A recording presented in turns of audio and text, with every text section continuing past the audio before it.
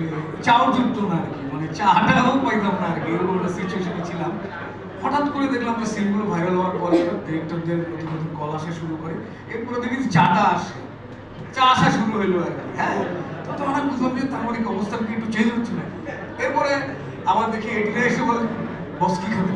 আমি তখন আতঙ্কিত হয়ে পড়লাম, কি খাবো মানে কি খাবো, মানে এতদিন চাই জুটতো না।